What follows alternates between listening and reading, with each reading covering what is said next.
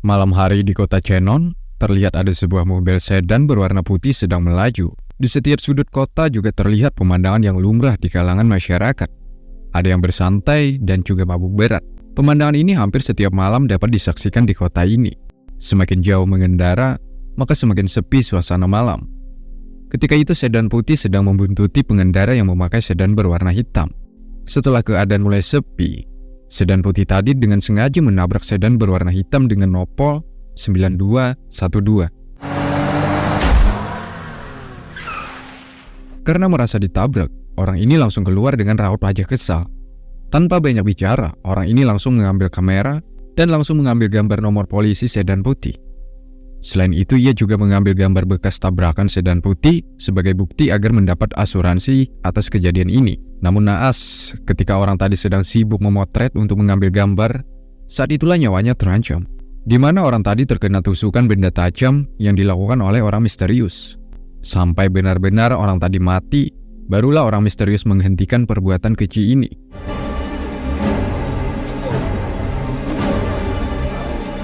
Kemudian orang misterius ini langsung cabut dari tempat kejadian perkara. Pagi harinya, jalanan menjadi macet akibat penemuan mayat. Di sana ada juga dua orang polisi yang bernama Tae-suk dan Kim-yung. Mereka juga ingin menuju ke tempat kejadian perkara. Meskipun siren sudah berbunyi, orang-orang di sana hanya menghiraukannya. Sehingga kedua orang ini pun juga terjebak di tengah jalan. Alhasil, Tae-suk melepaskan siren ini menandakan kekesalannya.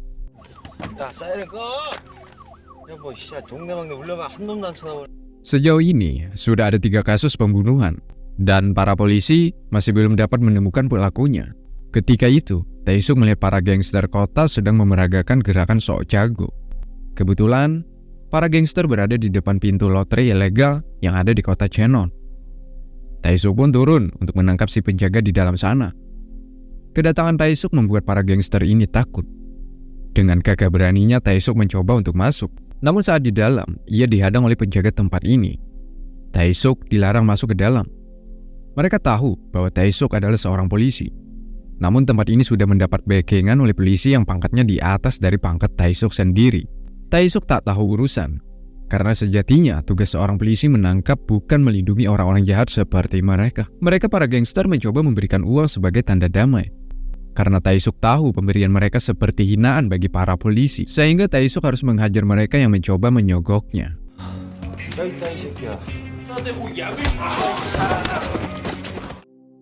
Sementara di markas geng Kapak, ada Dong-su. Dia adalah ketua geng sekaligus pemilik tempat-tempat haram yang ada di kota Cheonan. Ketika itu, ia sedang menghajar seseorang yang telah berani mengkodeta kedudukannya sebagai ketua geng, di mana orang itu dimasukkan ke dalam benda ini. Lalu ia hantam dengan kekuatan penuh. Saat itu juga ia mendapatkan kabar dari anak buahnya bahwa Tae-suk sedang mengacau di tempat usahanya. Sebelumnya ia menyuruh anak buahnya dulu membuang mayat orang yang ia hajar tadi, lalu menelpon Anbung, seorang kapten sekaligus pemimpin dari Tae-suk sendiri. Di mana Dong-su kecewa atas kelakuan anak buah Anbung. Padahal bisnis ini sudah lama mereka jalin. Dong-su selalu bayar uang keamanan kepada polisi. Tapi, Tae-suk selalu mengganggu aktivitas yang selama ini Dong-su jalani. Dong-su tidak mau tahu, bagaimanapun Anbung sesegera menghentikan kelakuan bawahannya Tae-suk itu. Saat di sini, Dong-su juga menyuruh kepada anak buahnya untuk mengabari Song-du bahwa sebentar lagi ia akan segera menuju ke tempat mereka akan bertemu untuk membahas mengenai bisnis ilegal ini. Sementara Tae-suk berhasil masuk ke titik di mana si penjual lotre berada. Tanpa banyak pikir lagi, orang ini dinyatakan bersalah dan dibawa Tae-suk keluar untuk melakukan proses selanjutnya. Saat mau menuju keluar, Anbung menelpon Tae-suk, di mana Anbung meminta kepada bawahannya agar tidak lagi mengganggu aktivitas yang dijalankan oleh Dong-su. Tae-suk hanya diam tak menjawab, lalu mematikan telepon dari atasannya ini. Singkatnya, orang tadi disuruh Tae-suk mengantarkannya dulu ke tempat kejadian perkara atas pembunuhan misterius. Sesampainya, ia memborgol orang ini dengan mengkaitkan ke motor agar tidak dapat lari kemana-mana. Sementara Tae-suk mendatangi ke arah mobil si korban. Sedangkan para pengunjung juga berdatangan untuk menyaksikan secara langsung. Ketika Tae-suk sedang melakukan penelitian terhadap kasus kematian misterius ini, orang yang sebelumnya ditangkap mencoba untuk kabur. Tae-suk melihat beberapa luka tusukan yang mengerikan. Di sini ia juga ditemani oleh Xiao Jin, polisi wanita yang pangkatnya sama seperti Tae-suk. Tae-suk menemukan beberapa tanda, di antaranya bimpar belakang ada sedikit goresan. Artinya korban sebelum mati ditabrak dari belakang. Entah itu secara sengaja ataupun tidak, beberapa tanda ini masih menjadi tahap penyelidikan. Mengingat dalam beberapa bulan terakhir telah terjadi kasus yang hampir mirip. Jika terus seperti ini, citra polisi akan semakin luntur di kalangan masyarakat. Sedangkan di Hotel Bintang 5, ada Dongsu bertemu dengan Songdu. Kedua orang ini sama-sama bos gangster yang ada di kota Cheonan. Tentu pertemuan mereka membahas tentang pembagian wilayah, agar kedepannya tidak saling bersinggungan satu sama lain. Songdu yang memiliki ego tinggi, menginginkan kekuasaan wilayah lebih luas. Dongsu hanya diam. Hanya saja anak buah Dongsu yang bernama Beon merasa geram atas permintaan yang dilontarkan oleh Songdu. Anak buah Songdu yang bernama Seo juga angkat bicara karena bosnya dikatai oleh Beon. Disinilah kekejaman Dongsu terlihat, di mana anak buahnya sendiri ia hantam. Lalu Seo juga mendapatkan hal sama. Namun Seo seperti menganggap remeh Dongsu. Alhasil, gigi Seo ia patah. Lalu ditaruhnya ke dalam cangkir menyuruh Songdu meminumnya. Dengan meminum air tersebut, maka kekuasaan wilayah tidak ada perubahan, alias sama seperti yang dulu. Songdu masih mendapatkan wilayah lebih sedikit ketimbang Dongsu sendiri yang sudah lama menjadi gangster nomor 1 di kota Cheonan. Sedangkan di kantor polisi, Tae-suk dan kawan-kawan sudah menemukan identitas korban pembunuhan. Selama hidup, korban tidak ada catatan kriminal. Artinya korban adalah orang baik. Pertanyaannya, kenapa sampai ia menjadi korban keganasan si pembunuh? Inilah yang terus-menerus mereka gali agar dapat menemukan jawabannya. Tak lama kemudian datanglah Anbung, kapten dari mereka semua, di mana Anbung mengatakan bahwa kasus kematian ini sebuah kasus random, alias tanpa didasari sebuah niat. Atau bisa dikatakan kejadian ini bisa saja terjadi kapan saja ketika berada di jalanan sepi. Namun menurut Tae-suk ini bukan kejadian yang disebutkan oleh Anbung barusan, melainkan ia mendapatkan bahwa kematian korban didasari sebuah niat atau disengaja. Hal itu diyakini ketika Tae-suk menemukan beberapa bukti dengan adanya tanda tabrakan dari belakang mobil yang membekas di mobil si korban. Dan Tae-suk sekali lagi menekankan bahwa pelaku perbuatan pembunuhan beberapa bulan terakhir adalah orang yang sama, mengingat luka beberapa korban hampir sama. Dalam artian, luka tusukan tersebut menggunakan benda yang sama. Lagi-lagi Anbung tak sependapat dengan Tae-suk, karena menurutnya ucapan Tae-suk tak masuk akal sama sekali. Sehingga mulai sinilah perselisihan antara Anbung dan Tae-suk. Sementara pertemuan hari ini ditutup dengan hasil yang mengecewakan, sebab tidak ada sedikit pun tanda-tanda akan menemukan pelakunya. Setelah pertemuannya dengan Songdu, Dongsu pulang sendirian tanpa ingin dikawal. Karena itu keinginan bosnya, maka para anak buahnya pun selalu menuruti apa yang dikata bos Dongsu ini. Kebetulan malam itu hujan deras. Dongsu mengendarai mobil sambil menelpon Anbung. Tentu membahas tentang Tae-suk, menyuruh Anbung memerintahkan agar Tae-suk tidak mengusik bisnisnya lagi. Sebab selama ini Dongsu sudah banyak memberikan fasilitas terhadap Anbung sebagai wujud uang tutup mulut agar bisnis ilegalnya terus berjalan. Namun, ketika berada di tengah asiknya ngobrol dengan Anbung, tiba-tiba mobilnya ditabrak dari belakang.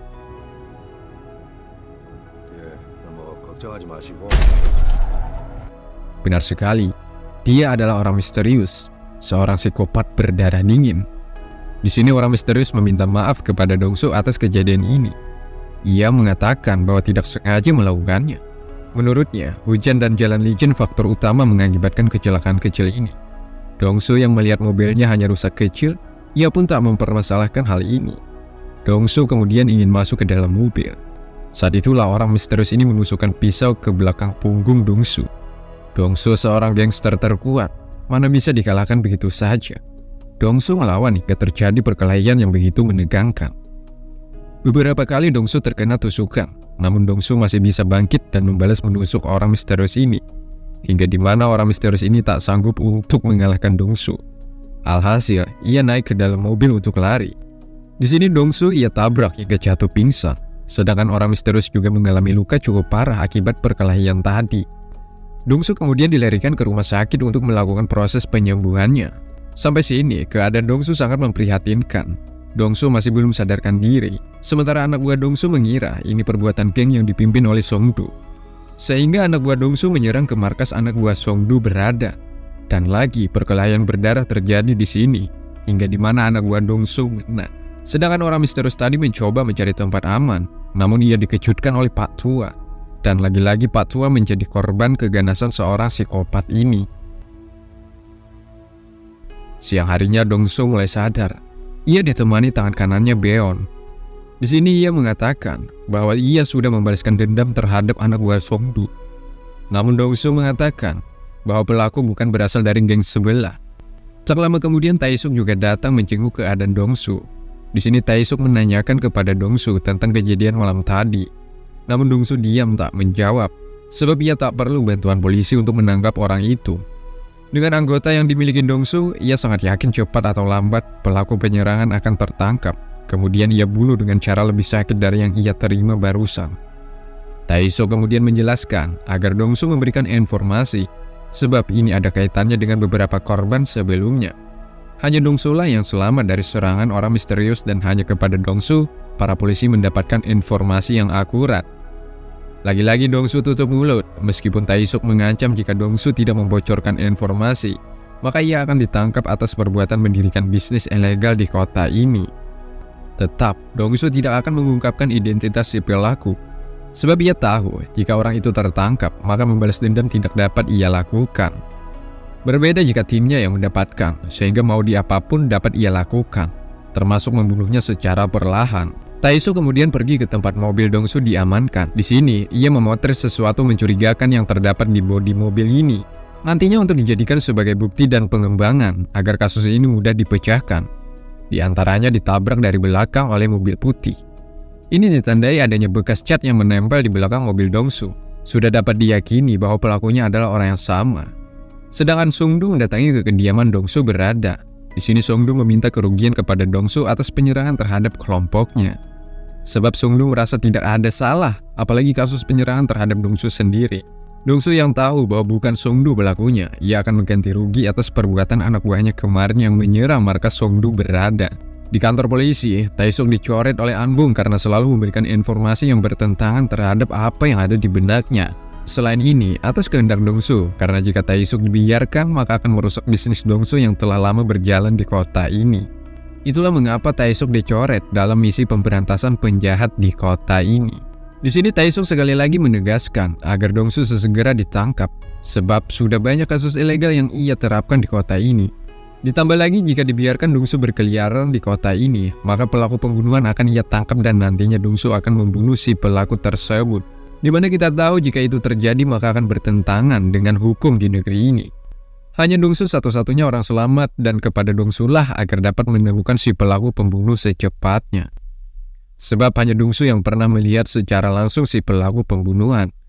Mendengar itu Anbung langsung menyuruh Taesuk keluar. Sebab menurut Anbung omongan Taesuk hanyalah gurauannya saja agar Dongsu ditangkap. Dan lagi orang misterius sedang mencari mangsanya, di mana ada seorang supir truk sedang berbicara dengan istrinya melalui sebuah telepon. Istrinya marah karena suaminya ini sudah 2 hari tak pulang, mengingat hari ini adalah ulang tahun putrinya. Suaminya pun karena capek mendengar istrinya marah-marah, ia langsung membentak. Sedangkan orang misterius ini menghampiri dan langsung membunuh si supir truk ini.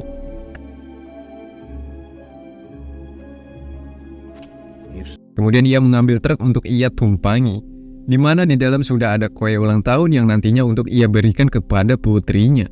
Di sini orang misterius ini memakan kue tersebut dan tak lama teman supir truk keluar dari belakang dinding.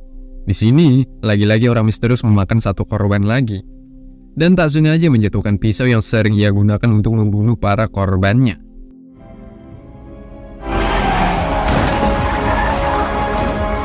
Sementara Dongsu bersama ahli sketsa, ia mengingat bentuk wajah pelaku penusukan terhadapnya.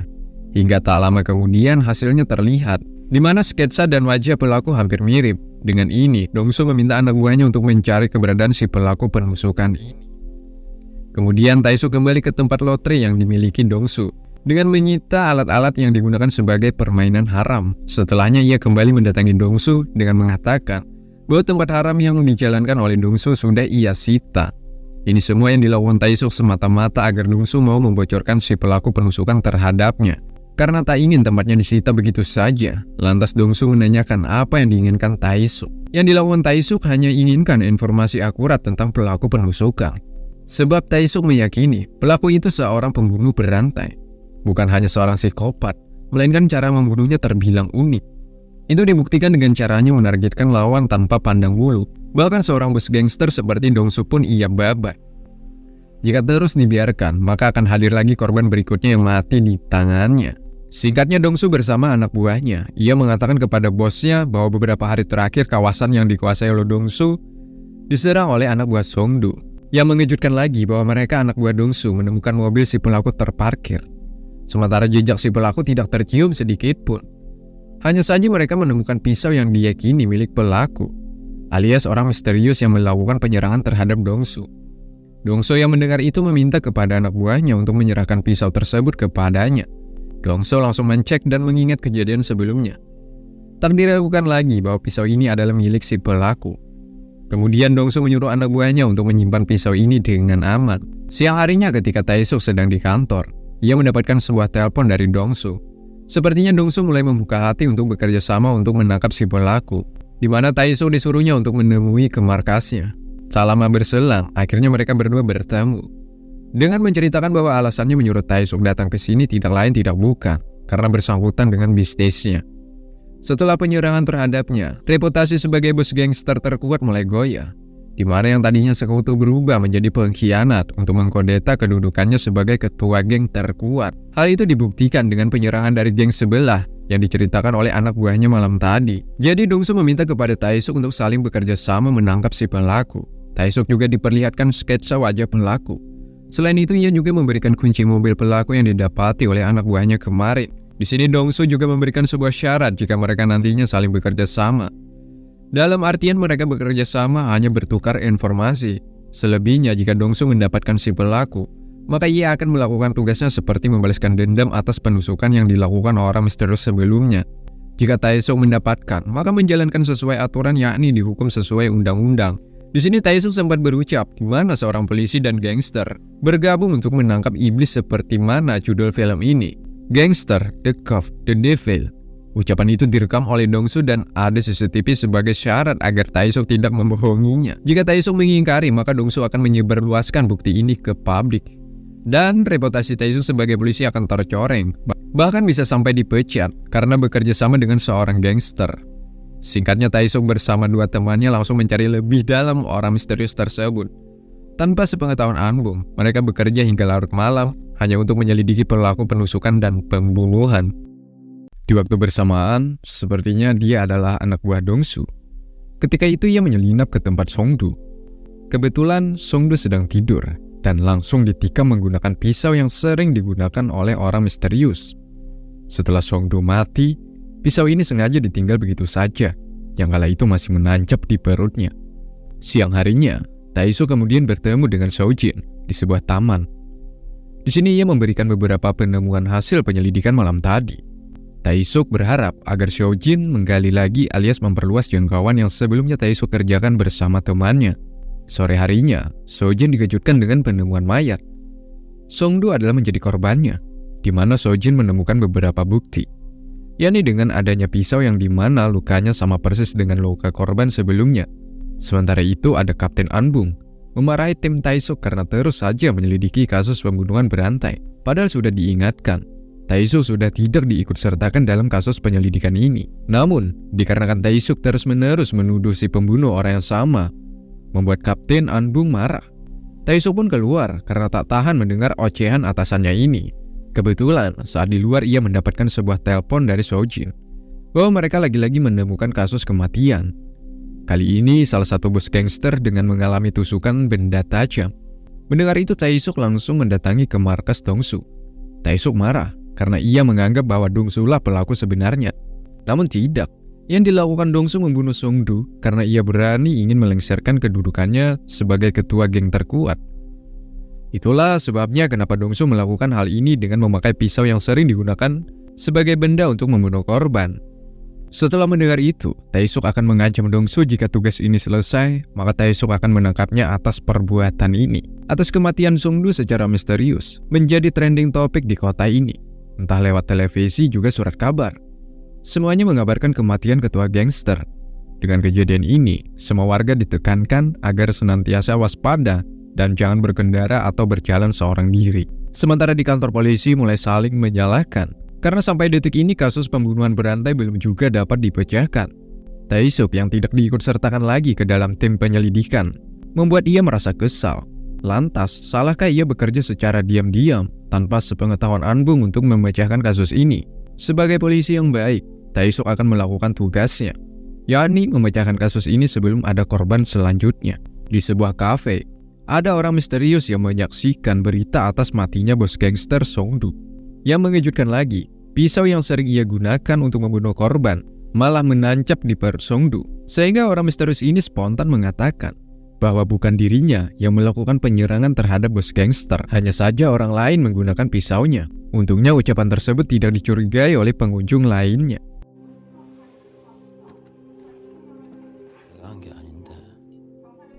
Singkatnya, semua anggota gangster berkumpul sebagai wujud belasungkawa atas matinya Song-du.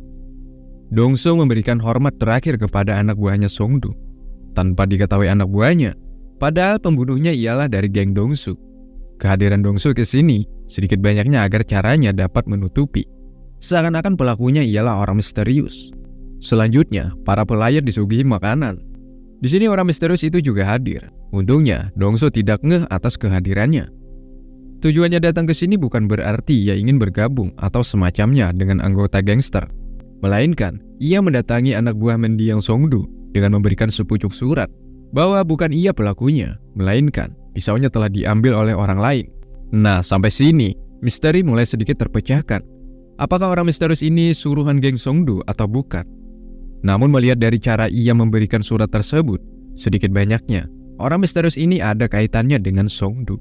Anak buah mendiang Song-du setelah mendapatkan surat ini, ia berkeyakinan bahwa Dong-sulah pelaku pembunuh bosnya tersebut. Sepulangnya, orang misterius ini lagi-lagi berolah, di mana bertambah satu korban lagi atas perbuatannya. Seperti biasa, ia melakukannya dengan menabrakkan mobil. Setelah orang itu keluar, ia langsung membabi buta membunuh korban. Siang harinya, Dong-su bersama Tae-suk tepat berada di depan mobil orang misterius. Di sini, mereka masih mencari sidik jari yang ditinggalkan oleh si pelaku. Setelah beberapa waktu mulai mencari, akhirnya mereka menemukan sesuatu yang tertinggal di setir mobil. Ketika di waktu bersamaan, anak buah mendiang Song-du datang untuk membalas kematian bosnya. Mereka yakin pelaku pembunuhan bosnya atas perbuatan Dong-su, sehingga perkelahian pun terjadi dan tak bisa dihindari lagi. Tae-suk dan Dong-su mau tidak mau harus saling bekerja sama untuk menghajar para kelompok yang berani mendekatinya. Di sini Tae-suk tak sengaja membunuh orang ini karena di dirinya masih melekat yang namanya kebaikan. Apalagi dia adalah seorang polisi. Tae-suk mencoba untuk menyelamatkan nyawanya. Namun, Dong-su sudah mengatakan bahwa orang ini telah mati dan ia memiliki cara untuk menghilangkan jejak atas kematian kelompok mendiang Song-du, yakni dengan dikubur secara massal di tempat yang menurut mereka aman dari jangkauan orang lain. Sementara siang harinya, Tae-suk diinterogasi oleh An-bum. Kenapa ia sampai babak belur begini? Tae-suk tidak ingin mengatakan tentang peristiwa tadi malam. Kemudian An-bum memerintahkan Tae-suk untuk menangani kasus penculikan. Dan lagi, Tae-suk menolak. Ia tidak akan mengerjakan tugas yang diberikan An-bum sebelum benar-benar orang misterius itu tertangkap. Sampai sini sudah dapat diartikan bahwa Tae-suk sangat serius menangani kasus pembunuhan berantai ini. Hanya saja, An-bum masih tidak percaya dengan keputusan Tae-suk agar Tae-suk diikutsertakan lagi ke dalam misi pencarian orang misterius. Ia harus menjalankan tugas dulu, yakni menyelidiki kasus penculikan. Mau tidak mau, Tae-suk harus melakukan tugas baru ini, di mana ia mendatangi orang tua korban penculikan. Kebetulan, orang itu meminta orang tua ini memberikan tebusan dan bertemu di sebuah kedai kopi. Tae-suk dan kawan-kawan sudah memberikan bekal seperti alat komunikasi kepada wanita ini agar si pelaku dapat ditangkap. Namun sayangnya, misi mereka berjalan tidak mulus. Orang itu juga berada di atas di mana tempat Tae-suk mengawasi. Ternyata, orang ini adalah pelaku pembunuhan berantai. Kebetulan, keberadaan ia juga diketahui oleh Tae-suk, sehingga aksi saling kejar-kejaran pun terjadi. Pelaku ini lari begitu cepat, bahkan Tae-suk dan kawan-kawan tidak dapat mengejar, sehingga pelaku hingga detik ini dinyatakan berhasil kabur dari kejaran Tae-suk.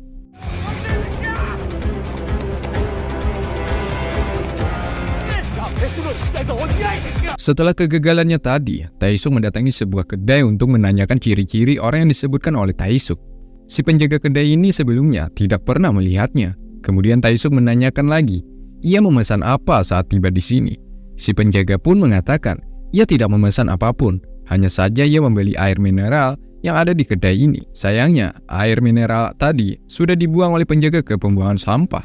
Untuk dapat mendeteksi siapa orangnya, mereka para polisi harus mendapatkan botol air mineral yang dibeli oleh si pelaku. Beberapa anggota polisi dikerahkan untuk mencari keberadaan botol yang disebutkan oleh si penjaga kedai tadi. Sementara itu, Dongsu sedang bertemu dengan anggota geng lainnya. Tentu setiap ketua geng bertemu, mereka membahas tentang bisnis haram yang ada di kota. Sepertinya isi pembahasan mereka ini berjalan seirama, tidak seperti terhadap Songdu sebelumnya. Kembali ke kantor polisi, Tae-suk akhirnya berhasil menemukan sidik jari berkat botol yang digunakan oleh pelaku sebelumnya. Setelahnya, Sojin memberikan identitas yang valid, sehingga Tae-suk langsung bergerak mendatangi ke tempat di mana si pelaku pernah mengkos.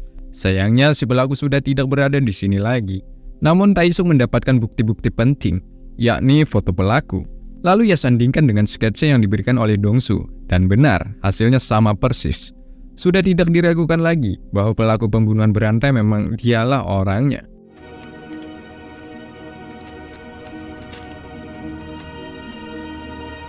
Setelahnya Tae-suk dan gangster mulai bertemu. Di sini mereka harus secepatnya bergerak mencek seluruh tempat di kota ini.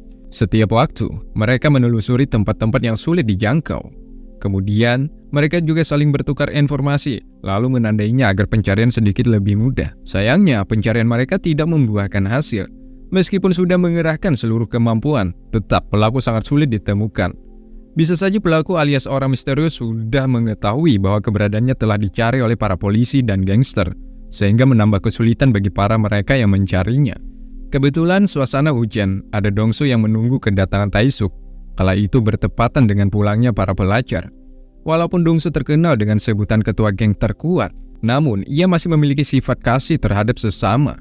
Apalagi terhadap siswi yang kala itu hujan-hujanan menunggu bus untuk mengantarnya pulang. Dongsu memberikan payungnya kepada siswi ini. Awalnya siswi ini menolak karena kita tahu kota ini sedang tidak baik-baik saja.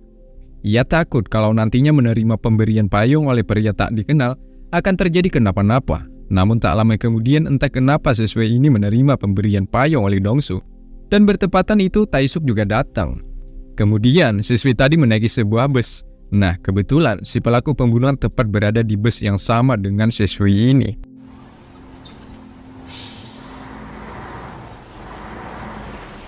Kemudian Tae-suk dibawa Dongsu ke sebuah bar miliknya. Di sini mereka menikmati sebuah air dari surga, yakni anggur merah cap gajah duduk. Selain minum-minum, mereka juga membahas rencana penangkapan orang misterius ini. Mereka meyakini orang misterius tersebut sudah keluar dari kota ini. Mengingat sebelumnya, seluruh kota sudah digeledah oleh polisi juga para gangster.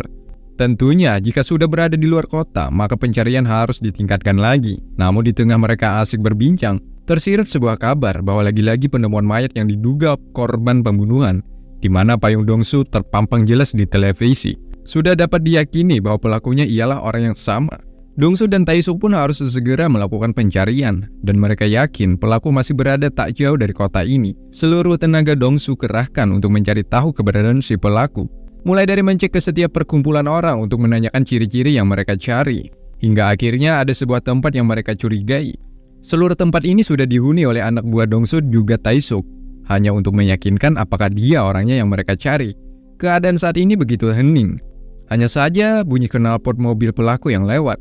Si orang misterius ini pun hatinya sudah bertegur bahwa tempat yang ia lalui rasanya tidak aman dan keberadaannya sudah diketahui oleh para geng dan polisi.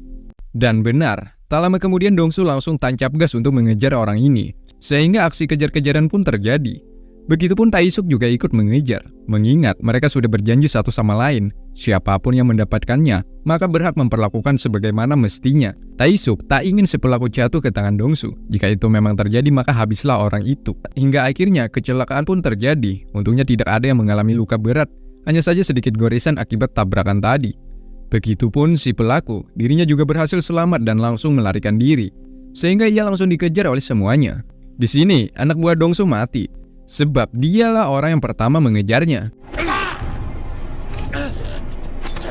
Kemudian Dongsu datang dan diberitahukan oleh anak buahnya yang berada di ujung ajalnya bahwa si pelaku pergi ke atas ke arah sebuah bar. Dongsu langsung bergegas dan menggeledah isi bar ini, hingga di mana Dongsu menemukan sebuah tempat yang mencurigakan. Tanpa banyak pikir lagi, Dongsu langsung mendobrak dan terjadilah perkelahian yang begitu mendebarkan. Sayangnya, orang misterius ini kalah dan dihajar oleh Dongsu sampai babak belur. Kemudian ia ditarik keluar untuk diberikan pelajaran yang lebih menyakitkan lagi. Saat disinilah Dongsu menghubungi Tae-suk bahwa misi sudah selesai dan Tae-suk tidak usah lagi mencarinya. Sebab orang misterius ini sebentar lagi akan menemui ajalnya. Tentunya, sebagai polisi Tae-suk tidak ingin melihat korban pembunuhan terjadi lagi. Ia sesegera mencari keberadaan Dongsu dan orang misterius tersebut. Di waktu itu juga, orang misterius ini sudah tak bisa apa-apa lagi. Ia diikat di sebuah kursi kemudian dihajar oleh Dongsu. Orang ini hanya bisa tertawa karena ia tahu sebentar lagi ia akan mati. Sesungguhnya, kelakuannya membunuh orang hanya sebuah kesenangan saja, tanpa ada sebab dan akibat. Orang ini juga melakukan tanpa pandang bulu, siapapun di hadapannya maka itulah targetnya. Tapi sayangnya, malam ini adalah akhir cerita dari semuanya. Seorang psikopat akan mati secara mengenaskan. Untungnya ketika Dongsu ingin benar-benar menghabisinya, tiba-tiba Tae-suk datang dan membawa orang ini sebagai tersangka. Bahkan Tae-suk mengatakan, sejahat-jahatnya manusia, ia berhak memiliki seorang pengacara untuk membela di persidangan nanti. Setelah tertangkapnya orang misterius ini, membuat warganet heboh. Ternyata orang yang diduga kasus pembunuhan berantai tidak seperti mereka bayangkan. Sebelumnya mereka membayangkan si pelaku pembunuhan begitu sangar, namun kenyataannya terlihat lugu dan polos. Sementara Dongsu hanya bisa menyaksikan berita trending hari ini. Ia tak bisa apa-apa lagi selain hanya bisa pasrah. Angan dan harapannya pupus karena gagal menghabisi keparat ini. Sementara itu orang misterius ini diinterogasi oleh para polisi, dan tetap orang ini tidak mengaku. Dengan wajah kepalsuan, ia berpura-pura tidak melakukan perbuatan jahat yang marak dibicarakan. Hingga di mana di persidangan, bukti-bukti tidak dapat meyakinkan bahwa dialah pelaku utama. Hakim tidak dapat menghukum orang ini tanpa ada bukti yang kuat. Namun, ketika hakim memutuskan bahwa orang ini tidak bersalah, Dongsu datang. Sebelumnya Dongsu ditemui oleh Tae-suk, di mana Dongsu jika ingin membalas dendam, maka ia harus bersedia masuk penjara dan menjadi saksi atas kasus pembunuhan berantai. Karena tujuannya adalah balas dendam, maka Dongsu menerima tawaran yang diberikan oleh Tae-suk, di mana Dongsu datang ketika akhir persidangan. Ia mengatakan bahwa dirinya diserang oleh orang ini, dan Dongsu juga mengatakan bahwa ada luka tusukan di bagian tubuhnya, sehingga orang ini disuruh membuka baju. Dan benar, ada bekas luka tusukan. Dengan pernyataan Dongsu ini, maka tidak diragukan lagi akan kebenarannya, sehingga orang misterius ini ditangkap dengan hukuman seumur hidup. Sedangkan Dongsu juga ditangkap atas kasus pemilikan tempat perjudian ilegal, di mana ketika di dalam penjara, semua anak buahnya sudah menunggunya dengan segala hormat, sementara orang misterius wajahnya penuh akan ketakutan. Selepas mandi, Dongsu mendatangi orang misterius ini. Dengan tawa lepas, Dongsu mengatakan, 사내 셋이 목숨 걸고 게임을 했는데 끝은 봐야지. dan film pun tamat.